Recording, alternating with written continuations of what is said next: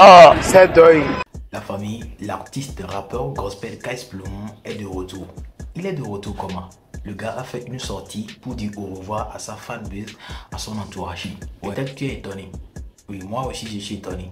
On dirait qu'après avoir fait cette vidéo, il va partir directement au paradis. Kais Plumon, qu'est-ce qui se passe? Notre commando, qu'est-ce qui se passe? C'est juste une pause. Mais la façon dont tu es en train de parler, on dirait que tu ne reviendras plus. Non, la famille, c'est juste un point de vue. Mais regardons la vidéo jusqu'à la fin pour la décortication. Déjà, les féministes, selon ce que j'entends, c'est que c'est des femmes qui luttent pour avoir les mêmes droits que les hommes. En ma connaissance, je sais que les femmes même ont plus de droits que les hommes. Alors les commandos, c'est le moment de se dire au revoir. Je tenais à faire cette dernière vidéo pour vous donner de mes dernières nouvelles avant la longue pause et tout. Alors avant de partir, j'aimerais quand même adresser des messages à 3 catégories de personnes. Les sœurs en Christ, franchement que Dieu vous bénisse. Quand je suis arrivé, c'est vous qui m'avez porté, donc j'ai un message pour vous. La deuxième catégorie, c'est les hommes. Les gars, on s'est expliqué un peu. Et la troisième catégorie, c'est les parents. Mais les parents chrétiens. Alors pour les sœurs, vous savez, à un moment donné, si une personne arrête de vous conseiller, c'est qu'elle a arrêté de vous aimer. On n'est pas beaucoup d'artistes à prendre parole pour donner des conseils à nos sœurs. On n'est pas beaucoup. Moi, en tout cas, je fais de ça l'un de mes fardeaux parce que j'estime que c'est la femme qui contrôle le monde. Si la femme a compris, tout le monde a compris. Tant que la femme n'a pas compris, personne n'a compris. Parce que c'est la femme qui fait l'éducation. C'est la femme qui convainc le mari. C'est Ève qui a dit à Adam, tiens le fruit. Donc si la femme a compris, tout le monde a compris. Et encore parce que c'est vous les premières victimes sur tout ça. Et ça me fait mal. J'ai une mère, j'ai des petites sœurs, j'ai des tatas, j'ai des mamans, tout ça. Quand vous comprenez pas juste certains principes et que vous tombez dans certaines souffrances, j'ai mal au cœur. Surtout, je veux accentuer le point sur les sœurs qui sont en âge de se marier. Les sœurs, s'il vous plaît. Vous savez que le mariage, c'est une grâce, c'est une bénédiction. Moi aussi, j'aspire au mariage. Donc, on est tous dans la même mouvance. Mais en tant qu'homme qui veut se marier, je sais quel genre de critères un homme voudrait voir chez une femme qu'il veut épouser. Donc, je suis bien placé pour vous donner quelques topos concernant ça. Donc, faites attention. C'est bien de s'informer sur les réseaux et tout, mais c'est pas tout comprendre. Déjà, les féministes, selon ce que j'entends, c'est que c'est des femmes qui luttent pour avoir les mêmes droits que les hommes. Bon, je me demande de quel droit il s'agit parce que en ma connaissance, je sais que les femmes même ont plus de droits que les hommes. Si un homme sort pour dire que ma femme m'a battu, on va rire. Si une femme sort pour dire que mon homme m'a battu, il est en prison. Si un homme sort pour dire que j'ai été victime d'attouchement par une femme, on va rire, à moins qu'il soit mineur. Si une femme sort pour dire que j'ai été victime d'attouchement par un homme, il est en prison. Un homme sort pour dire que une femme a fait des rapports avec moi sans mon consentement, on va rire. Si une femme sort pour dire un homme a fait des rapports avec moi sans mon consentement, il est déjà en prison. Même pas besoin d'entendre sa version. Si tout de suite, tu es dans une pièce et que la pièce prend feu, on va dire faites sortir d'abord les femmes et les enfants. Et que vous les hommes, si vous débrouillez-vous. Donc, la femme a aussi le droit de vie sur l'homme. Si une situation, il y a un danger, on cherche d'abord à sauver la femme avant l'homme. Donc, je ne sais pas de quel droit ces dames-là veulent parler. Ces femmes-là, c'est des blessés. On est blessés, les amis. On est blessés. Hommes, femmes, enfants, parents, grands, frères, tout le monde est blessé. Notre génération, franchement, que Jésus nous guérisse. Et donc, c'est les blessures-là qui font que elles vont prendre certaines positions sur les réseaux sociaux pour dire, par exemple, que faut être comme ça, faut être comme ça. En fait, les gens sont en train de vouloir déformer l'image de la femme et rendre la femme homme. On montre maintenant une femme dure, solide, forte, elle qui ne pleure pas. Comment ça, elle qui ne pleure pas? C'est quelle femme qui pleure pas? La femme, c'est un bébé. La femme est fragile. La femme fait des chichis, elle fait des caprices comme les bébés là. La femme qui pleure pas, c'est pas une femme, c'est plus une femme. Elle fait des caprices, tu la dolores, tu la chouchoutes. C'est ça qui fait une femme. Je veux ça, bébé, je veux... Comme un gros bébé. La femme, c'est un gros bébé. Mais aujourd'hui, on veut nous présenter une femme comme quelqu'un qui rit pas, qui n'est pas causante. Elle focus. Mais focus.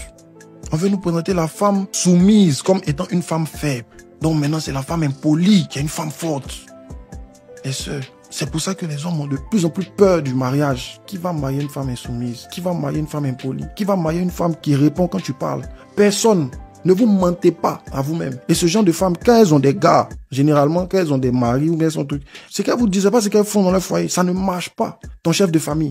Tu cries sur ton chef de famille comment? Tu réponds. Ah bon? C'est ça qui marche. Mais vous constatez pas que ces femmes-là, généralement, elles sont seules. Elles sont seules. Elles veulent se présenter comme la femme qui se suffit. Non, j'ai mes business, j'ai mes trucs, je me suffis. C'est faux. L'humain n'est pas fait pour vivre seul. Sinon, Dieu allait créer Adam sans Ève, Ève sans Adam. L'humain n'est pas heureux seul. Aucune femme n'est heureuse d'être seule. C'est pas vrai, c'est pour soigner leurs blessures qu'elles disent ça. Le travail ne remplace pas l'homme. Tu vas tout avoir dans la vie. Si tu n'as pas un homme à tes côtés, tu construis une famille comment? Combien de temps tu ne veux pas avoir d'enfants, tu ne veux pas fonder une famille? Comment? Nous-mêmes, les hommes, on travaille, c'est pour à la fin pouvoir avoir notre famille, s'occuper de notre femme, s'occuper de nos enfants dignement. C'est pour ça qu'on travaille. C'est pour ça que les hommes se battent. Tu as l'argent, il n'y a pas de femme à côté. Tu profites de quoi? Tu profites de rien. Donc les femmes qui vont vous faire croire que vous pouvez être heureuses toutes seules, vous n'avez pas besoin d'un homme, c'est faux. C'est faux. Il y aura toujours quelque chose qui manque si tu n'as pas un homme avec toi. La Bible dit, femme, tes désirs se porteront vers ton mari. C'est-à-dire, à un moment donné, là, c'est le garçon qui est dans ta tête. Tu veux te marier. Tu veux fonder une famille. C'est ça qui est dans ton cœur. Tu travailles jusqu'à. Travaille même, tu es fatigué. Quand tu as fini de travailler, là, tu rentres à la maison. Tu cherches le repos, tu cherches le réconfort. C'est pas les billets de 10 000 là qui vont te faire des bisous dans le cou. C'est pas les billets de 10 000 là qui vont te prendre dans leurs bras pour dire, bienvenue bébé, ça va ta journée, comment ça a été. C'est pas les billets de 10 000 là qui vont s'asseoir pour t'écouter toute ta journée, faire béret, toi, eux, machin. C'est pas ça. L'argent peut jamais remplacer un être humain. Mais aujourd'hui, c'est ça la société que certaines personnes veulent nous faire miroiter. C'est que je n'ai pas besoin d'un homme. Le mariage, c'est pas une fin en soi. Le célibat non plus n'est pas une fin en soi. Donc, comprenez que ces femmes-là, majoritairement, sont blessées. Elles vous donnent de mauvais conseils. Quelqu'un qui est blessé blesse les autres. Et vous allez voir que ce genre de femmes, elles ont aimé un homme en particulier qui a mieux leur vie. Donc, elles sont sorties de là, elles ont dit non, non, non. Mais le problème, c'est quoi? Si tu as été bien dans une relation avec quelqu'un, que cette personne t'a trahi, le problème, c'est pas toi. Le problème, c'est la personne qui t'a trahi là. Ou bien, toi, tu vaux de l'or. Tu as pris l'or là, tu as donné à quelqu'un. La personne a pris l'or là, la personne a jeté. Qui n'a pas été intelligent? C'est la personne qui a jeté l'or là que tu lui as donné. Donc, tu vas pas te rendre plus méchante parce qu'un homme n'a pas su connaître ta valeur. C'est comme un homme, toi tu sors avec une femme, tu peux lui donner l'argent. Parce que ta relation passée, tu as pris soin de la fille, et puis elle t'a trahi. Dans la relation où tu as quitté là, c'est elle qui t'a envoyé là-bas. La fille ne t'a pas envoyé, donne-lui l'argent. C'est pour ça qu'avant une relation, il faut prier aussi. On se lève pas pour se mettre en couple comme ça, on prie. Est-ce que tu as demandé à Dieu la permission avant d'entrer dans la relation et puis tu as dit il faut rentrer? Est-ce qu'il t'a donné la paix? Est-ce qu'il t'a convaincu? Maintenant tu viens crier, tu veux devenir mauvaise, tu es blessé, donc tout le monde n'a qu'à subir la blessure là. Tu es blessé, il faut te soigner. On compatit vraiment, tu as souffert, vraiment, Yako. Mais tout le monde a eu Goumé. Goumé, c'est comme varicelle. Tu dois avoir ça au moins une fois dans ta vie. Tout le monde va passer par là. Mais c'est pas pour autant que d'autres ne se sont pas remariés. C'est pas pour autant que d'autres ne sont pas mariés. C'est pas pour autant que d'autres n'ont pas rencontré l'âme sœur.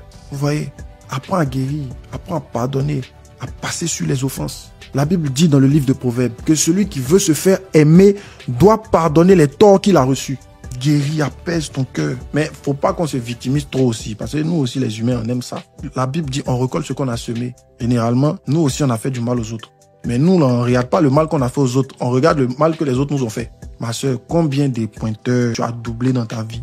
Combien d'argent des garçons tu as bouffé dans ta vie? Tu n'es pas allé au rendez-vous. Combien de faux numéros? Combien d'espoir tu as donné à des gens? Tu n'as pas respecté. Tu les as blessés. Mais eux aussi ont appris à pardonner, ils sont passés à autre chose. Toi aussi, passe à autre chose. Souvent, on aime trop s'apitoyer sur notre sort. C'est ça qui est notre problème. Arrête de te plaindre. Arrête de faire pitié. Tout le monde a souffert en amour. Que ouais, nous on est là, quand un homme parle 1, nous on parle 50 et on se laisse pas, hein. On se laisse pas. Alors voilà pourquoi tu es là. Voilà pourquoi tu es seul là. Et voilà pourquoi les hommes, quand ils viennent vers toi, ils ne s'engagent pas. Ils te laissent, ils s'en vont. C'est à cause de ton caractère. Ils couchent avec toi, ils s'en vont. Des relations sans lendemain. Il n'y a pas quelqu'un qui vient, qui veut faire de toi sa femme. Parce que pour être une femme, pour qu'un homme veuille faire de toi une femme, il y a des critères qu'il regarde. La soumission, la crainte de Dieu, les trucs comme ça. Parce que la différence entre vous et nous, c'est que c'est nous qui marions. C'est pas compliqué. Un homme qui veut se marier, il se lève, il est fâché. S'il a un peu d'argent, il se suffit, il se gère bien. Il regarde une femme là-bas, il lui fait une proposition un peu la cour, machin, il lui fait des cadeaux, machin, il tourne autour. Et bon, il se marie avec. C'est différent d'une femme. Elle doit attendre d'abord qu'un homme vienne vers elle. Tant qu'un homme n'est pas venu vers elle pour dire je veux t'épouser, elle est là. Elle attend. Et on est dans une génération où on veut nous faire croire que tu peux facilement passer à autre chose. Tu peux passer à la prochaine, à n'importe quel moment. Lui là, il fait bizarre. Oh, tu passes au prochain. Ah bon? Chaque personne a sa destinée. Chaque femme a sa destinée. Chaque homme a sa destinée. Chaque personne est unique et est venue sur la terre pour accomplir quelque chose. Donc quand tu passes au prochain là, tu es en train de passer d'une destinée à une autre.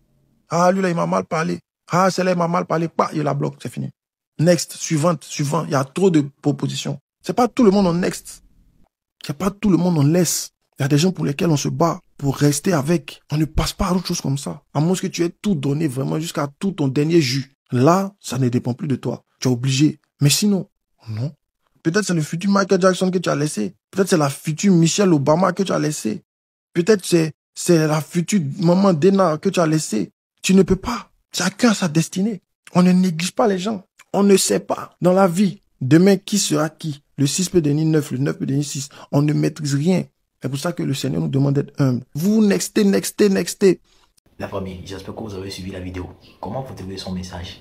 Il a quand même laissé les messages d'évangélisation. Ça, vous-même, vous avez constaté. Mais la chose qui a capté mon attention, là où il disait qu'il faisait cette vidéo pour son grand repos, ou bien quelque chose comme ça, c'est ça qui a retenu mon attention. Qu'est-ce qu'il veut nous dire exactement? C'est la question que moi je me pose. La façon dont il vient d'annoncer son poste là, est-ce qu'il va encore revenir? La famille, laissez vos avis dans le commentaire car nous sommes arrivés à la fin de cette vidéo. Prenez soin de vous, que le bon Dieu nous protège. On est ensemble.